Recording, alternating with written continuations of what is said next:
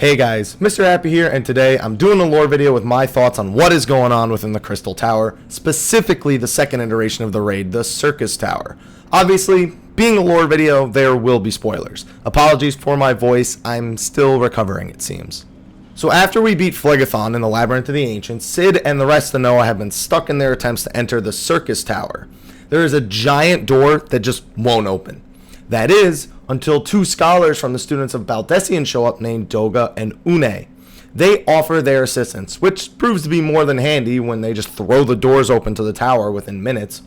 While Sid and everyone are full of questions, Nero Tolskeva shows up and explains everything, taking the information from a tombstone that the 14th Legion was in possession of until its downfall.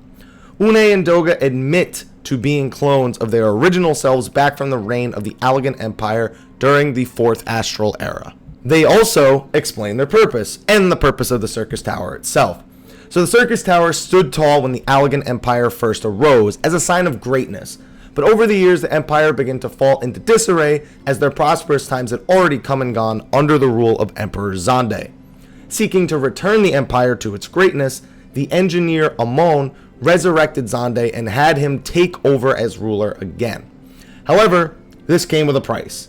Zande originally sought after complete dominance over the world, and in his efforts entered a covenant with the powers of darkness in an attempt to achieve it. In order to draw enough energy to complete the covenant, he created Dalamud and used it to draw energy from the sun and channel it into the tower. However, one miscalculation led to a shock of energy that caused a great earthquake, which ended the Allegan Empire. Amon, unwilling to let their goals go unreached, stopped time within the Crystal Tower as it was sinking into the world, preserving everything inside until the time would come for them to be freed and finish their plans.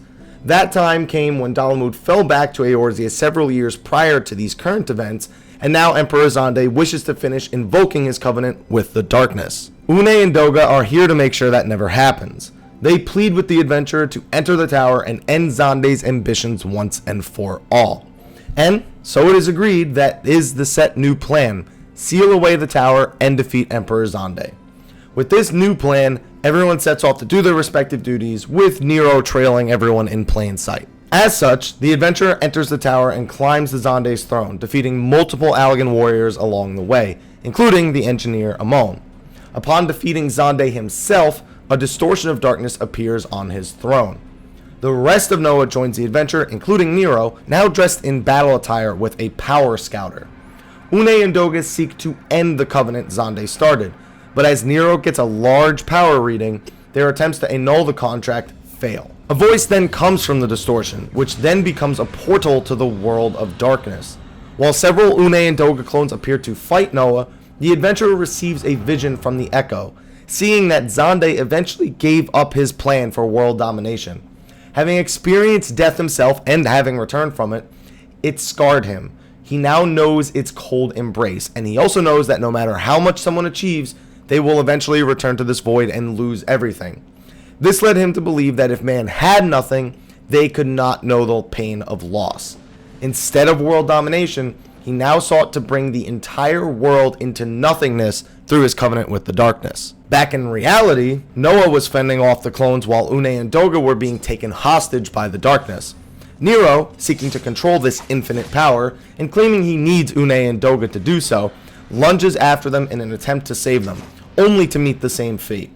Before the gate to the void closes, the voice proclaims themselves as the Cloud of Darkness, and threatens to return the world to nothingness. In light of these events, Noah returned to Koinok's Find with a now final goal: rescue Une, Doga, and I guess Nero, and defeat the Cloud of Darkness. The adventurer is told to rest until the time comes for them to enter the world of darkness and confront this ultimate evil. So that's what we know what's going on in the Syrcus Tower, and I gotta say, it not only kind of was a good piece of lore for the Syrcus Tower itself, but it finally cleared up a lot of questions that the fan base had about the Allegan Empire. You know, why was Dalamud first created? Why was Bahamut sealed away?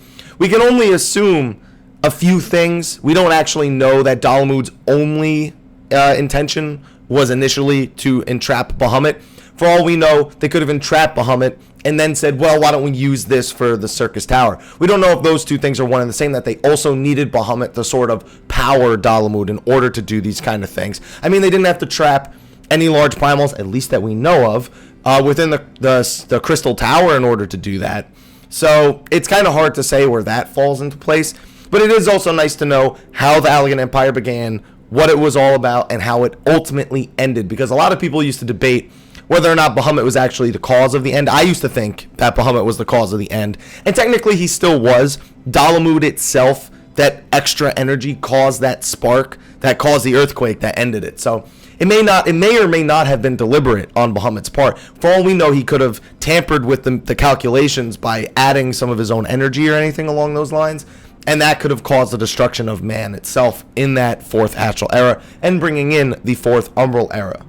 But story-wise, it is very different from the Final Fantasy III version of the Crystal Tower. But I think they did a pretty good job of throwing the Final Fantasy XIV twist on the end of it. I don't think it's any surprise to anybody that 2.5 is going to be the last Crystal Tower patch. We're going to the World of Darkness. We're going to take on the Cloud of Darkness. Most likely the other bosses in there are going to be, I don't know, it's probably going to be Cerberus, Ahriman. We at least know those two because they're on the poster. And then you have Echidna, and I can't remember the last one. It's just escaping me right now. I just played it a few months ago.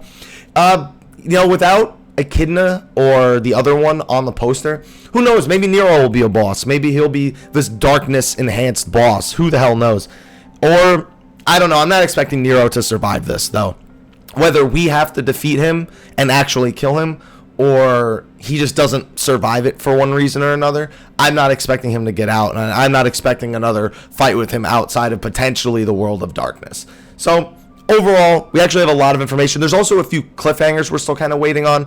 Grahatia's Royal Eye, or Allagan Eye, as it's called by Une and Doga. Well, he calls it the Allagan Eye. They call it the Royal Eye. It starts bugging out towards the end, so it's also possible he is sort of like the key to defeating the Cloud of Darkness. It's very likely that something along those lines is going to happen. I'm just hoping that when all is said and done, this isn't the last time we're kind of with Sid, Biggs, and Wedge. Like, I hope this isn't like a final adventure with these specific groups of people. They obviously have more roles to play in the upcoming expansion, especially with the theme being Sky. The expansion, Sid, that's right up his alley, making airships and whatnot on top of what we're doing with the Ixal daily quest. But that's a video for another time. Overall, I'm digging the story. A lot of questions still unanswered, though we are coming to the conclusion in 2.5. I'm assuming that's going to be January or February of 2015, because we still have 2.4, and that's a couple months out still. So anyway, guys, let me know what you thought about the lore for the Syrcus Tower in the comments below. Be sure to like, favorite, subscribe, and share. I'm going to go stop talking now so my voice can actually get better. I will see you guys next time. Take care.